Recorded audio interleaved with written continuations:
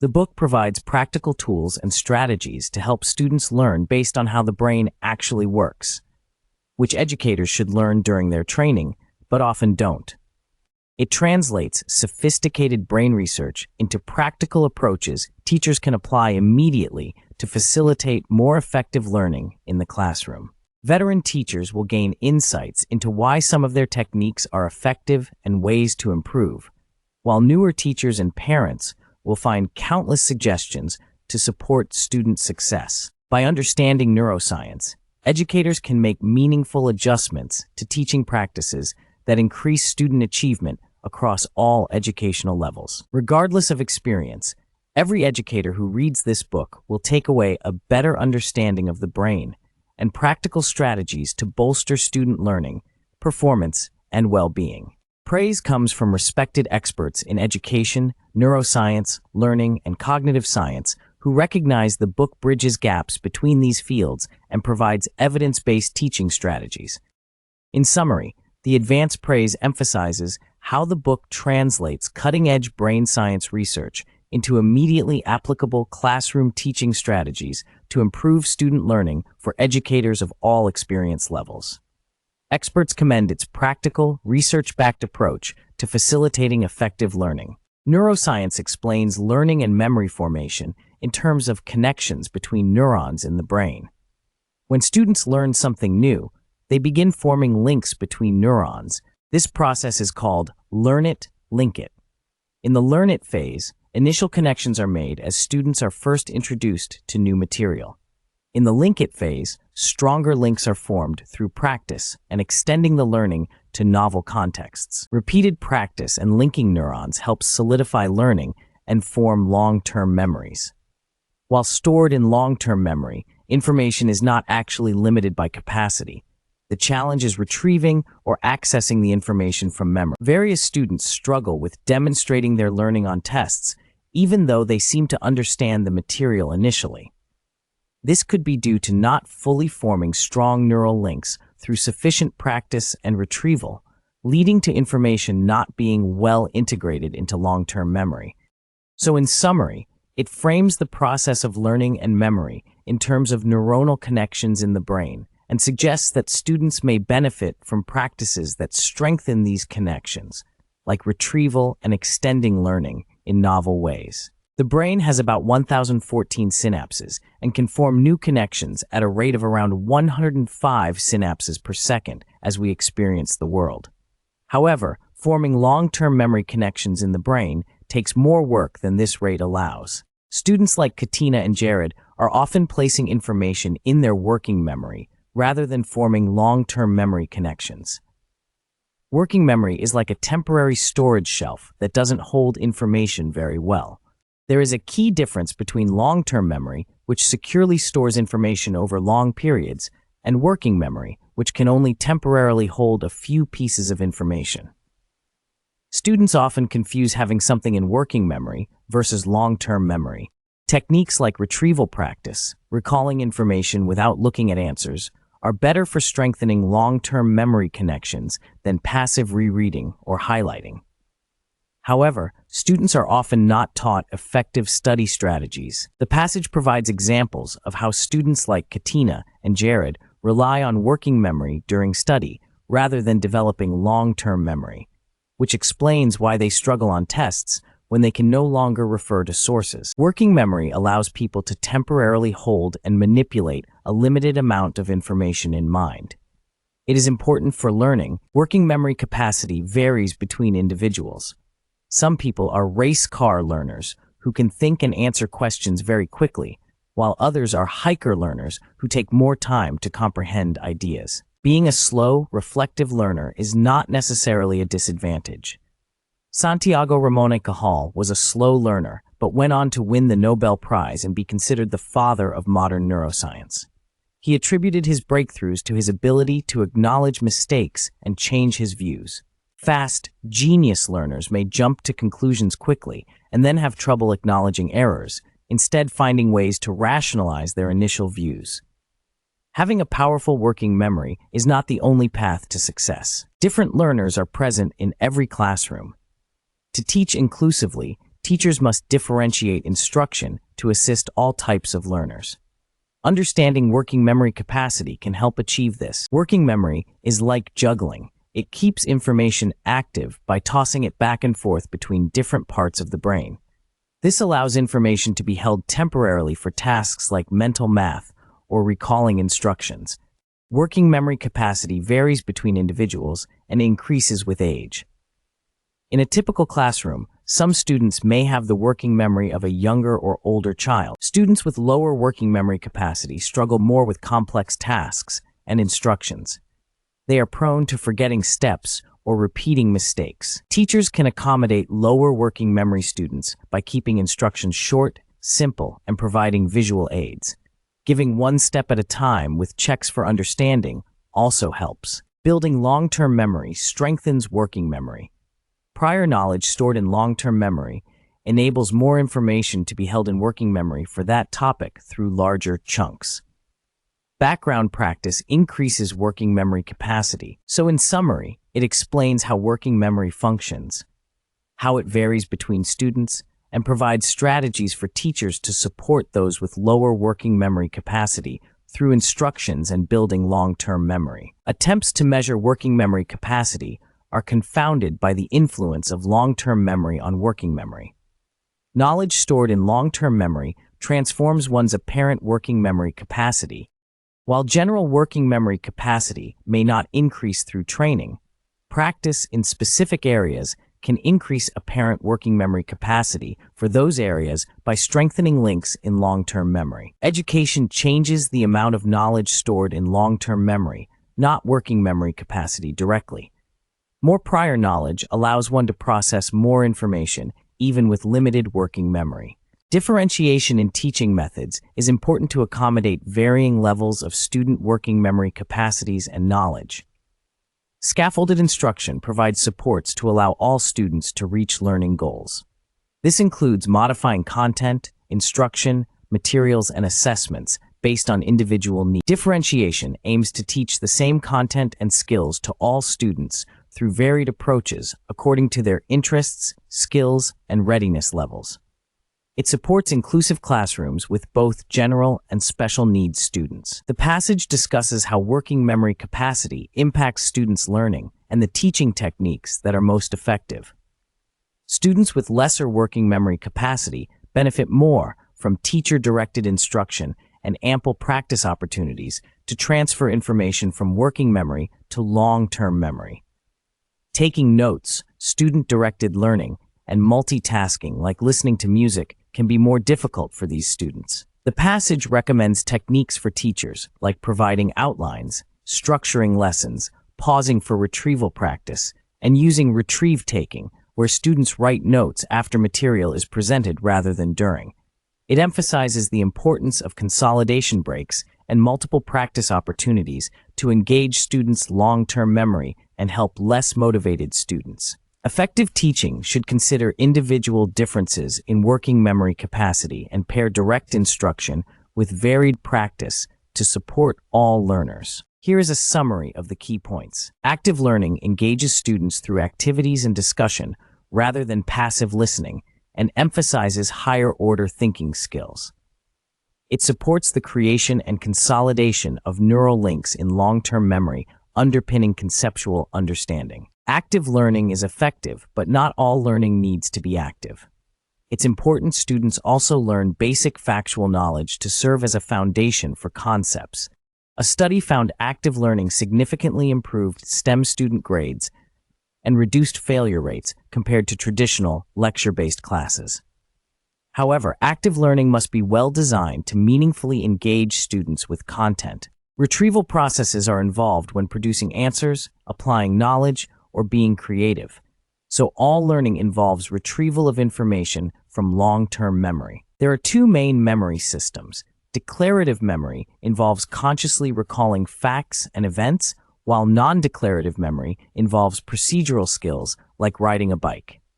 Active learning supports both through activities engaging different brain regions. Well-designed active learning ensures students encode basic information and higher-order concepts into long-term memory to consolidate understanding through note-taking, retrieval practice, and teacher oversight. Simply going with the flow is insufficient. Here is a summary of key points about memory, the hippocampus, and long-term memory in the neocortex. The brain has three main structures involved in learning and memory: working memory, the hippocampus, and the neocortex. Working memory, the hippocampus, and neocortex form the declarative learning system, which allows us to consciously learn and remember facts, events, and other information that can be explicitly stated. When new information is learned, working memory deposits it into long-term memory in the neocortex with help from the hippocampus. The hippocampus acts as an index. It links and retrieves information stored throughout the neocortex, but does not itself store long-term memories. The vast neocortex is where long-term memories are stored as strengthened connections between neurons distributed throughout the brain. It takes time, months, for memories to be consolidated from the hippocampus to long-term storage in the neocortex through repetition and relearning, especially during sleep. Once memories are consolidated in the neocortex, the hippocampus is no longer needed to retrieve them from long-term memory on its own. The hippocampus, HIP, helps form initial memories, but acts as a crutch that fades quickly. Repeated practice in the neocortex is needed for long-term memory consolidation. Brief brain breaks of 15 to 40 seconds allow the hippocampus to repeat information to the neocortex for consolidation. Even short breaks improve later recall compared to continuous learning. Collaborative learning activities provide valuable mental breaks for students, while also allowing retrieval and reinforcement of the material. Active learning strategies like think, pair, share, peer teaching, and role-playing benefit memory consolidation by giving the hippocampus time to transfer information to the neocortex during short breaks in direct instruction. Regularly incorporating brief collaborative activities and brain breaks is important for the hippocampus to repeatedly rehearse new information to the neocortex, strengthening long-term memory formation. This avoids solely superficial indexing by the hippocampus that doesn't support retention. The passage discusses the problems with cramming the night before a test. Procrastinating students, whether hiker type or race car learners, have difficulty assimilating material effectively via cramming. While race car learners may be able to partially fill their hippocampus with indexing information, the links to the neocortex are weak and fade quickly without reinforcement through retrieval practice and sleep. Sleep is important for consolidating new long-term memories as it allows neural connections formed during the day to be strengthened.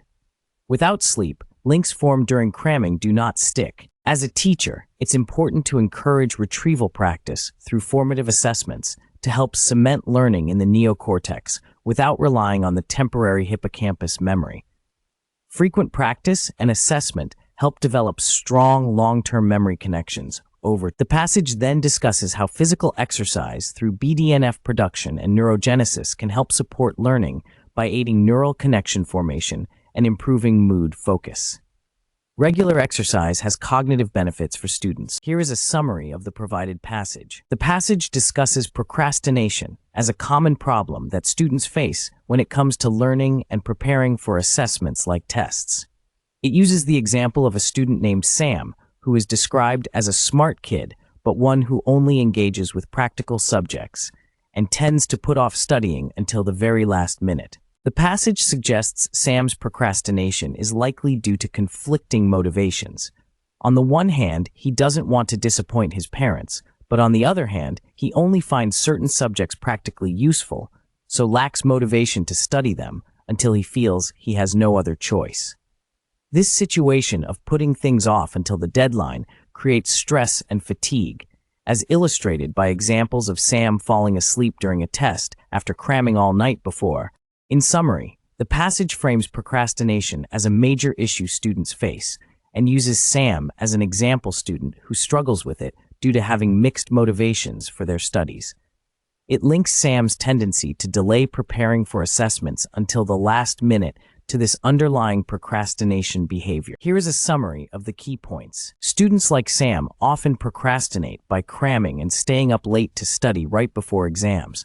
However, this last-minute studying is ineffective because the brain needs time to consolidate new information. When students think about unpleasant tasks, their insular cortex activates feelings of pain. They avoid this discomfort by procrastinating or thinking about other things instead. Race car students who learn quickly may develop bad procrastination habits in earlier grades when last-minute studying was enough. This catches up to them in harder classes. Hiker students with smaller working memory compensate by building broad links in long-term memory, but this takes more practice. Procrastination can therefore be challenging for them. The Pomodoro technique, using timed periods of focus followed by short breaks, is effective for managing procrastination based on what is known about brain focus and memory consolidation. Using distraction-free breaks is important. Common reasons students give for procrastinating include not knowing how to do the work, preferring easy tasks, losing concentration, and thinking of other things they could be doing instead. Teachers need to provide support and check-ins to help students stay on track. Here is a summary of the key points. The Pomodoro technique uses short breaks to help students stay focused on tasks. Frequent checking in can help those who need smaller goals. Procrastination is often reinforced when parents bail students out at the last minute. Daily goals and communication with parents can improve accountability. Students are often legitimately overwhelmed with busy schedules and prioritize immediate activities over future obligations. Deep learning takes time to form new neural connections through toggling between focused and diffuse thinking modes. Procrastination doesn't allow for this. When frustrated, students should take a break to allow diffuse thinking to work in the background before returning to a challenging concept. On tests, the hard start approach has students begin with the hardest question to take advantage of diffuse thinking while working on easier questions. Advanced preparation is key for this strategy to be creating to-do lists, prioritizing tasks, setting a schedule, and getting organized can help students combat procrastination. Frequent check-ins also hold students accountable. This passage discusses tackling tough assignments that require multiple steps over an extended period of time. It notes that students often procrastinate on such assignments by waiting until the last minute. To address this, the author recommends breaking the assignment into intermediate stages or tasks, each with their own deadline. This scaffolds the process and prevents procrastination. A sample assignment is provided where students would write an essay on World War II over 3 weeks. Intermediate tasks include drafting a thesis, finding citations, outlining, drafting sections, and revising. Partner and group work is suggested during class to review tasks. Regular checkpoints keep students accountable. The Pomodoro technique of focused work breaks is also recommended to maintain engagement. By breaking assignments into incremental pieces with feedback, students learn time management and complete complex projects without procrastinating until the last minute. It also teaches a lifelong skill for tackling large assignments. Here is a summary of the key ideas from the passage. The passage discusses how human brains evolved and how this is relevant for teaching. Specifically, it talks about how the brain has developed adapted mechanisms for learning different skills. It provides an example of Paulo, who has innate athletic ability and learned how to ride a bike easily based on observing his brother. This suggests the brain is adapted for rapidly acquiring motor skills through observation and practice. In contrast, academic skills like reading, writing, and higher-level thinking had little relevance to survival for most of human evolution. The brain is not as well adapted for quickly acquiring these types of abstract skills. This has implications for teaching. Students may struggle more with academic skills compared to physical motor skills due to how the brain evolved. Teachers need to recognize academic skills take more time, practice, and instruction to acquire. The passage suggests using techniques like modeling, gradual skill building, incorporating physical movement, and relating lessons to real-world examples to help engage the older, evolved parts of the brain while students learn academic skills. In summary, the key point is that the passage discusses how the human brain evolved adaptations for rapid motor learning, but not necessarily for academic skills, and what this means for how difficult certain types of learning may be for students compared to others. It provides context for understanding learning challenges and strategies. Here are the key points. Some types of learning, like language acquisition and face recognition, come naturally to humans due to evolution. This is called biologically primary learning. Other types of learning, like reading, writing, and math, require specialized instruction because they were not vital for early human survival. This is called biologically secondary learning. The brain is naturally wired to learn primary skills easily through things like fast mapping. Learning secondary skills requires repurposing and rewiring neural circuits. Direct instruction from teachers becomes important for secondary learning because it facilitates this repurposing process and provides corrective feedback over a long period of time. Without guidance, some students struggle more with subjects like reading and math. Evolution has shaped the brain to learn in certain ways that aligned with early human needs. Subjects beyond that require harnessing the brain's flexibility through education to acquire new skills not innately present. Different rates of learning secondary subjects can be due to differences in individuals' neural wiring and plasticity. Teacher-directed instruction, also known as direct instruction, is most effective for teaching difficult, higher-order concepts and skills. Direct instruction involves the teacher first explaining and modeling a new concept or skill, I do, then guiding student practice with feedback, we do, and finally having students demonstrate independent mastery, you do. It moves responsibility for the material from the teacher to the students over time, through carefully scaffolded instruction and practice. Key principles of effective direct instruction include breaking concepts into small steps, checking for understanding frequently, providing worked examples and models, and monitoring independent practice. In comparison, purely passive learning methods like lectures are less effective as students learn best through active engagement with the material, such as discussion, practice problems, and explaining their understanding. Methods like round-robin reading that heighten performance anxiety for students are also less productive than strategies incorporated in direct instruction. Here is a summary of the key points. Round-robin reading forces students to listen for extended periods without checking for understanding, similar to unengaging lecture-style teaching. When using videos in direct instruction, it's important to set a clear purpose, provide guiding questions for students to answer while watching, pause to offer commentary and clarify confusion, and have a follow-up activity related to the content. Direct instruction is not the same as extended lecture periods where students receive little guidance and are left to practice on their own afterward. Direct instruction and student-directed learning exist on a continuum with teacher guidance at one end and independence at the other. Both can incorporate active learning. Student-directed approaches work best after direct instruction has allowed students to understand concepts through modeling and guidance. Novice learners can get frustrated if put in open-ended situations before being introduced to material. Secondary or more complex material requires more effort and practice to learn than primary concepts.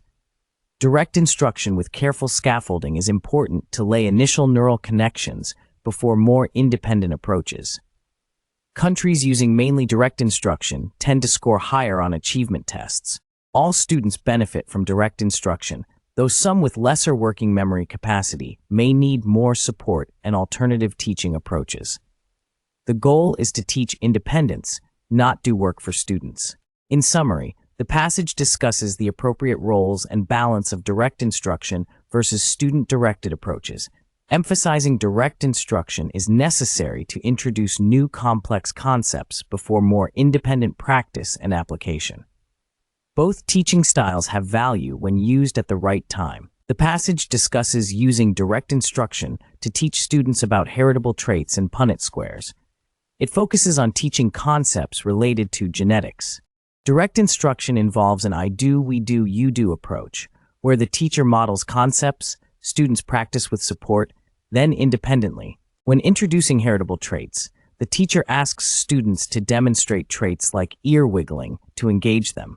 They then review genetics from the prior lesson. The teacher models making Punnett squares on dominant and recessive traits like dimples. Students then practice making Punnett squares in pairs with teacher support. With more practice, students complete Punnett squares independently while the teacher provides feedback. The passage cautions teachers against going straight into lecture mode and talking too fast when modeling concepts during direct instruction. It emphasizes giving students opportunities to practice and apply the material. Overall, the passage advocates for direct instruction as an effective approach to teaching new concepts like genetics and Punnett squares in a scaffolded way that supports student. Here is a summary of the key ideas around Newton's laws and how vertical and horizontal forces work. Newton's first law states that an object at rest stays at rest, and an object in motion stays in motion with the same speed and in the same direction unless acted upon by an unbalanced force. This law governs how objects respond to balanced and unbalanced forces. Newton's second law describes how the motion of an object changes when a force is applied. It states that the acceleration of an object as produced by a net force is directly proportional to the magnitude of the net force in the same direction as the net force, and inversely proportional to the mass of the object. Newton's third law states that for every action, there is an equal and opposite reaction. If object A exerts a force on object B, then object B simultaneously exerts an equal but opposite force back on object A. Vertical forces act up and down, parallel to the direction of gravity. Examples include weight, normal force, and friction. These forces do not change the horizontal motion of an object, but can change its vertical motion. Horizontal forces act side to side, perpendicular to the direction of gravity. Examples include applied force, tension, friction. These forces can change both the speed and direction of horizontal motion of an object. So in summary, Newton's laws describe how objects respond to balanced and unbalanced forces, how forces change the motion of objects, and that every force has an equal and opposite reaction force. Vertical and horizontal forces are classified by their direction in relation to gravity and how they affect vertical versus horizontal motion. Here is a summary of the key points. The procedural learning system is important for automatically acquiring skills and habits through practice over time. It allows tasks to be performed quickly without conscious thought. Dyslexia can be understood as a difficulty with the procedural system, as dyslexic children struggle to automatically acquire skills like handwriting and shoe tying. Both declarative and procedural learning are important for mastering a topic. Declarative learning through explanations allows flexible understanding, while procedural learning through practice allows fast, intuitive application of knowledge. Textbooks teach concepts declaratively, while problems at the end of chapters are meant to invoke procedural learning. Both are needed to truly understand a subject. At first, a new skill is consciously learned declaratively, but with practice it transitions to automatic procedural learning, allowing experts to react instinctively without conscious thought, as when avoiding obstacles on a bicycle. So in summary, the procedural system is key for developing expertise and automaticity through practice, even for complex skills and concepts. Though both declarative and procedural learning work together for comprehensive mastery of a topic. Dyslexia impacts the procedural system specifically. The procedural memory system is responsible for non-declarative, implicit learning and skills that are performed automatically without conscious thought. It has two pathways: goal-directed, front door, and habitual, back door. The habitual pathway is activated by sensory inputs from the back of the brain. It links inputs to automatic, conditioned responses like riding a bike or writing letters. These are performed without conscious control. The basal ganglia region helps switch between goal-directed and habitual procedural pathways. Writing with a non-dominant hand requires using the goal-directed pathway as the habitual pathway hasn't learned it yet. Effective instructional coaching works by connecting teacher goals to new strategies through the goal-directed procedural system, helping them internalize and remember new skills in a real classroom context. The procedural system learns slowly through practice, but allows fast, unconscious performance once skills are mastered. It works together with declarative memory, but operates as a black box system we can't fully observe. The declarative and procedural learning systems are two different ways of learning. The declarative system relies more on conscious thinking and allows for rapid learning of facts and explicit knowledge. The procedural system relies more on unconscious habits and skills developed through repetition. The declarative system interfaces with the hippocampus and uses working memory. It is more conscious-based. The procedural system interfaces with the basal ganglia and cerebellum and is largely non-conscious. The declarative system underlies knowledge of facts, events, rules, and categories. The procedural system underlies skills, tasks, habits, and intuiting rules without being explicitly taught. Both systems can learn the same information differently. Declarative may involve reasoning, while procedural is more automatic. The learning context affects which system is used more. Declarative involves more instruction, while procedural relies more on practice and feedback without explicit instruction. Declarative learning is faster initially, but slower to use.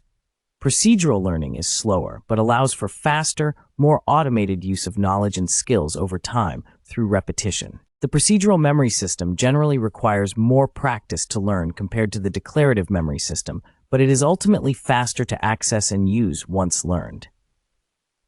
Procedural learning leads to automatic, habitual behaviors.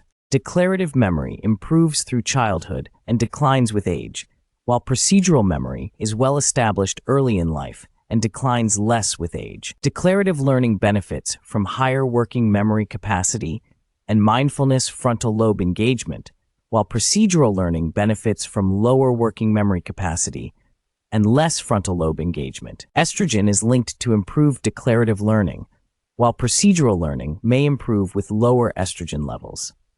Certain genes can also affect the two systems differently. Both systems consolidate memories over time and benefit from sleep and exercise. Knowledge from one system is not transferred to the other, but they often work seamlessly together in applying skills and knowledge. Good teachers facilitate learning through both declarative instruction and procedural practice to maximize understanding and skill development in their students.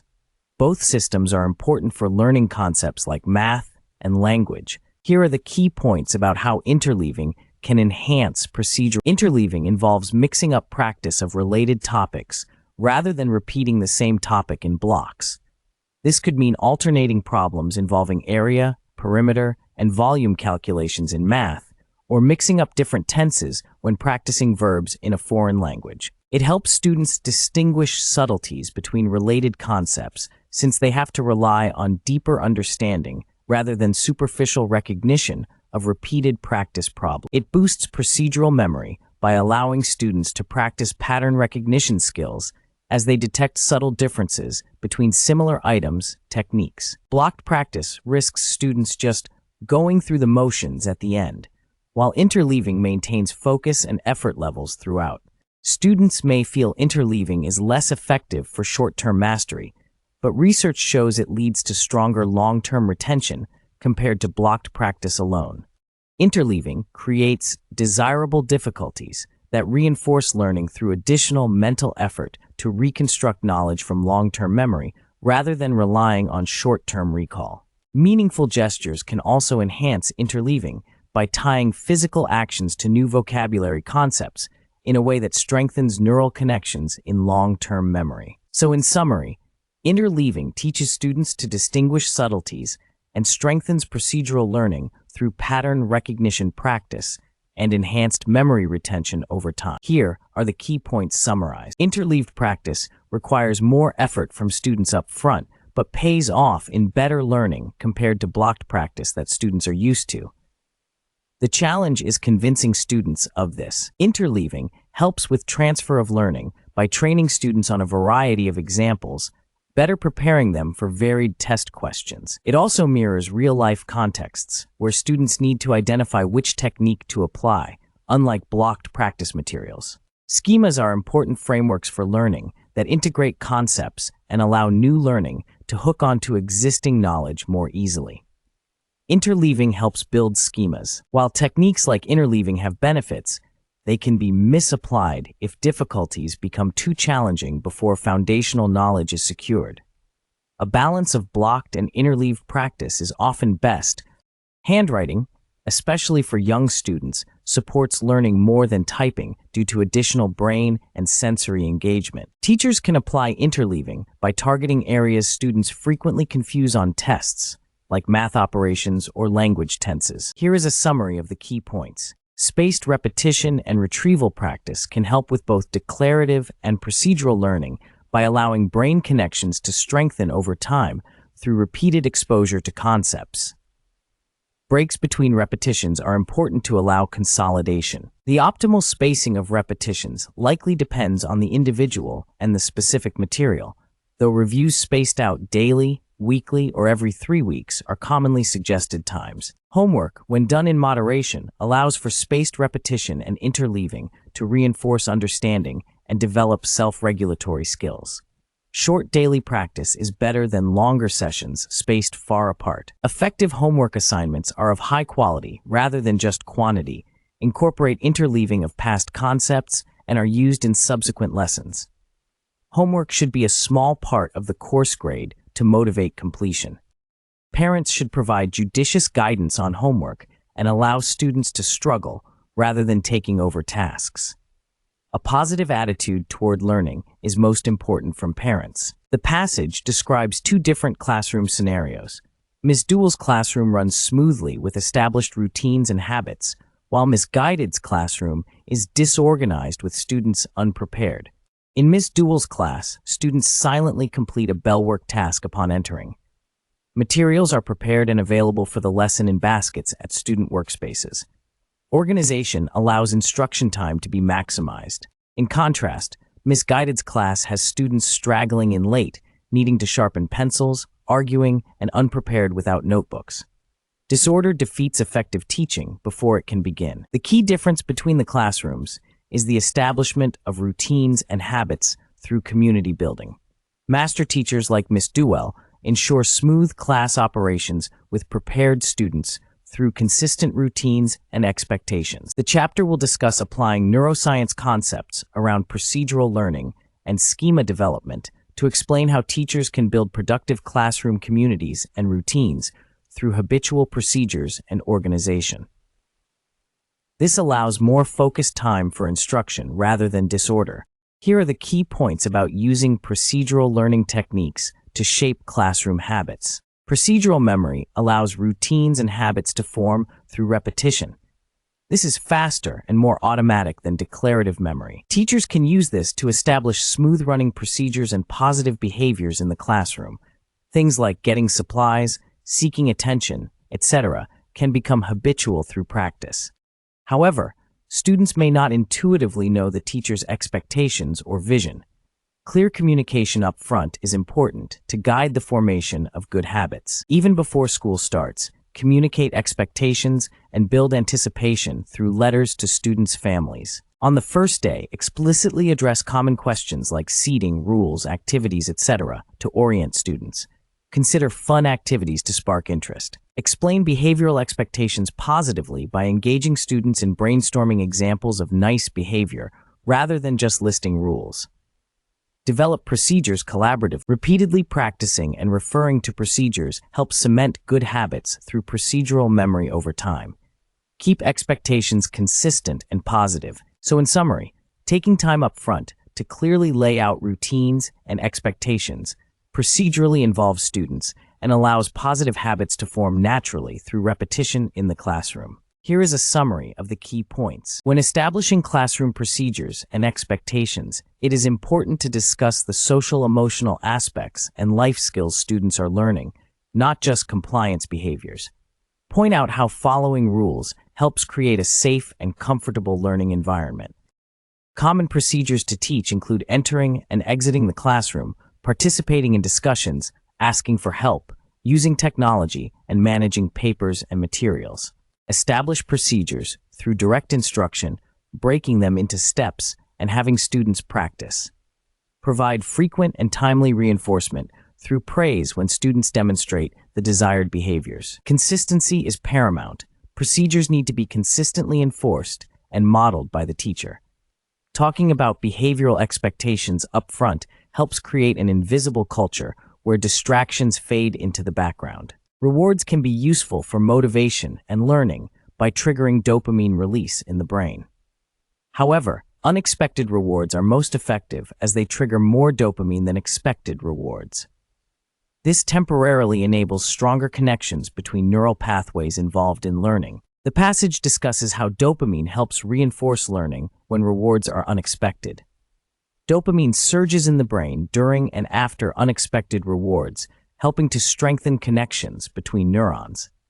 This dopamine response helps students learn and form associations between behaviors and their positive outcomes. It gives examples of how a teacher providing unexpected positive praise and encouragement when students line up, like saying it's good for their health, results in a dopamine response that facilitates learning how to line up.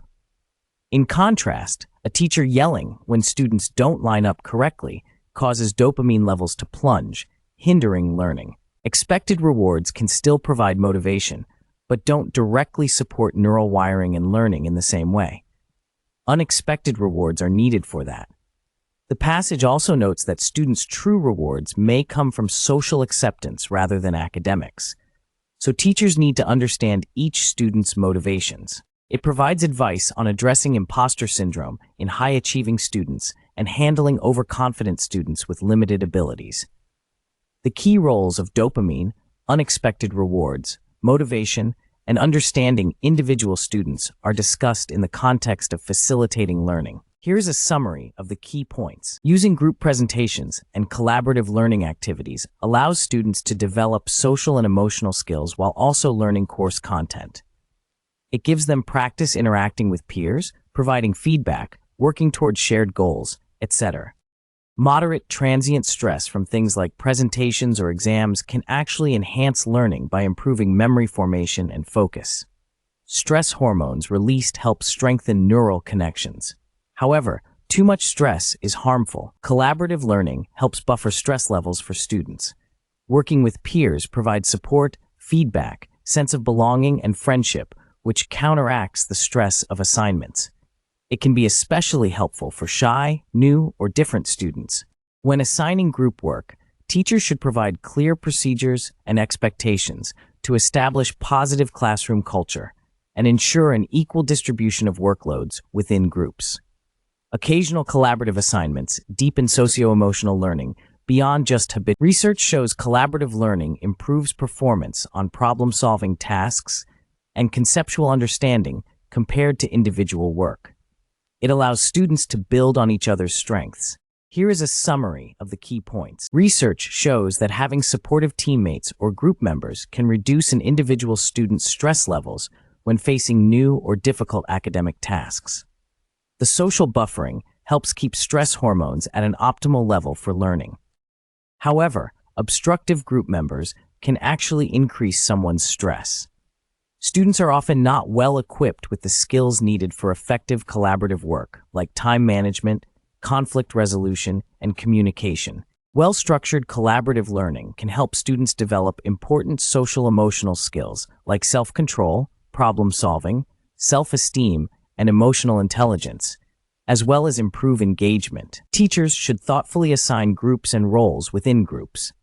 They should also explicitly teach expectations for social skills and group behavior to facilitate productive collaboration.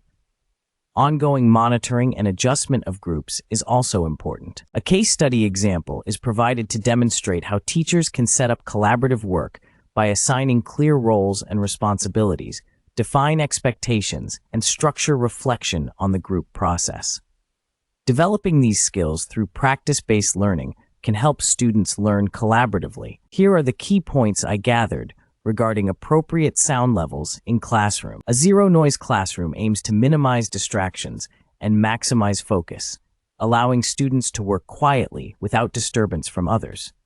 This could help some students concentrate, but may not be developmentally appropriate or engaging for all ages. Bouncyballs.org represents an alternative approach that embraces some natural sound and movement in the classroom. Controlled noise and activity may help release energy so students can re-engage with their work. However, there needs to be limits so noise doesn't disrupt others. Every classroom has a range of student needs. A one-size-fits-all approach won't work. Teachers need flexibility to adjust sound policies based on the lesson, time of day, individual student needs, and what best supports learning for the whole group. Clear expectations help students self-monitor their own levels of noise and activity. Collaboration and discussion are important classroom skills, but require noise control. Designated quiet zones may help accommodate both independent work and group work simultaneously.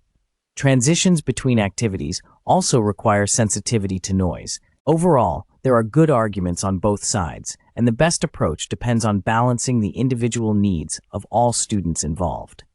Policies should be tailored according to the context and reevaluated based on outcomes.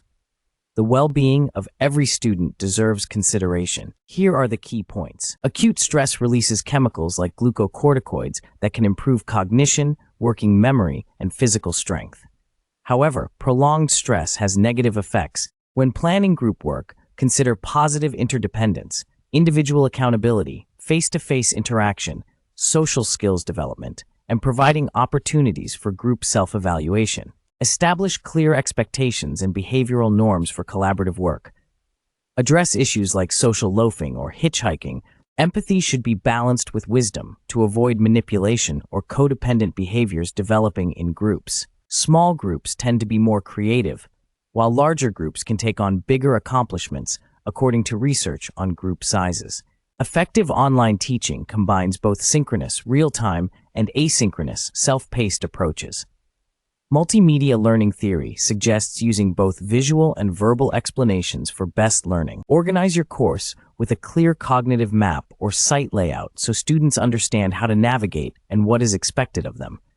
Provide orientations, calendars, and other supports. Here is a summary of the key points. Class overviews should include logistics like course name, meeting days, times, contact info, technology requirements, required texts, and materials. Provide an overview of content and specific learning objectives. Communicate policies on late work, attendance, academic integrity. Include the school's relevant policies from the handbook. Include a class calendar covering assignments, projects, exams over the term. Note it may need to flex based on circumstances. List major assignments and their point values. Include directions, rubrics, and examples for recurring assignment. Initiate contact via email before and during the term to build community and engagement. Remind students of due dates. Audio quality is important for both synchronous and asynchronous teaching.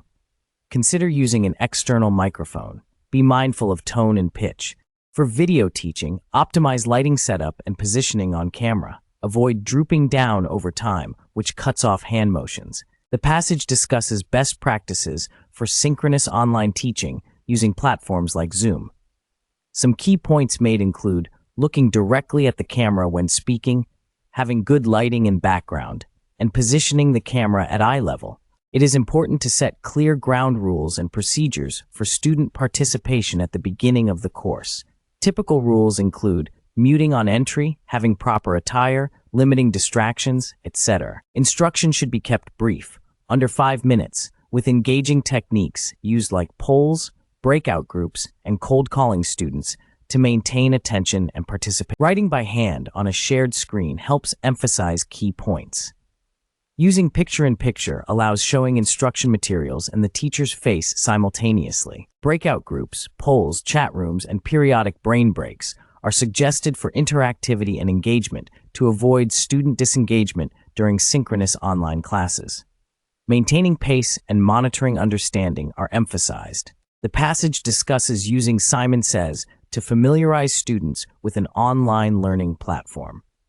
Playing Simon Says for a couple minutes at the start of class can help students get comfortable with where buttons and controls are located. This makes the rest of the class run more smoothly. It then talks about considerations for video length in asynchronous online teaching. The recommended length for instructional videos is 3 to 12 minutes, broken into small, digestible chunks. Videos should each cover a single concept with an intro, explanation, and wrap-up.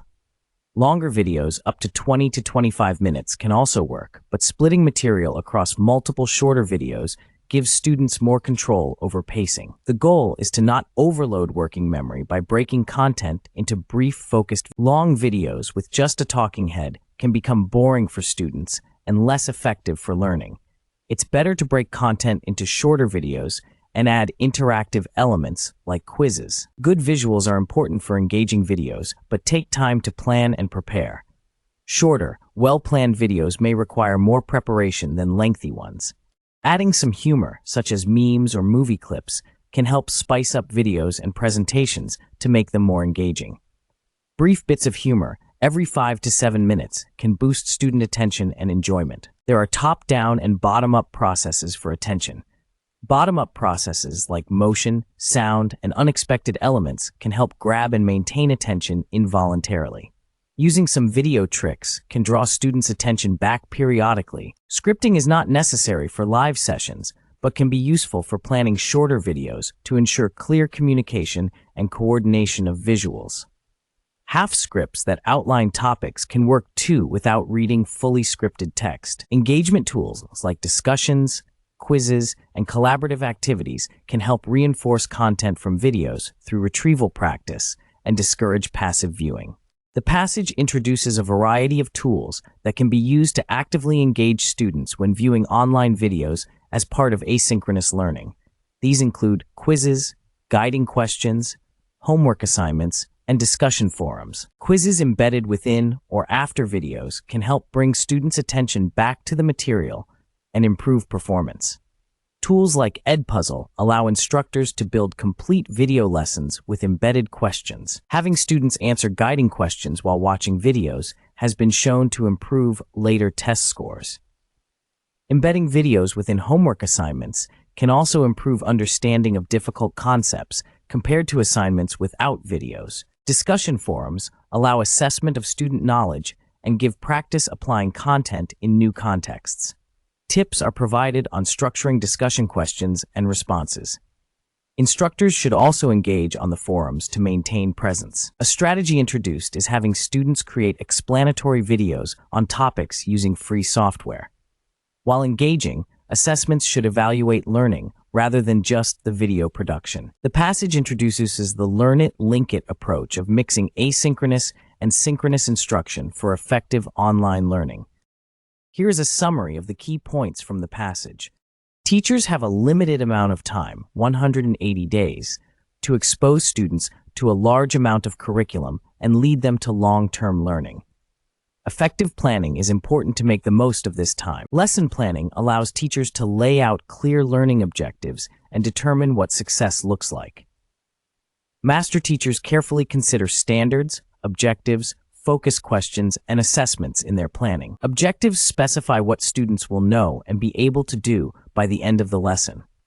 Focus questions engage students and help keep them oriented toward the learning goal. Formative assessments provide feedback along the way, while summative assessments check if students achieved the objective. Effective sequencing of lessons includes elements like a bell ringer to start class, hooks to engage students, explicit instruction of new content, opportunities for guided and independent practice, and closure. Master teachers consider individual student needs and allow flexibility in how different learners can progress toward the shared learning goal. Advanced planning helps maximize instructional time and student learning. Here is a summary of the key points. Effective classroom management involves establishing procedures and habits so that students know what to do automatically without thinking.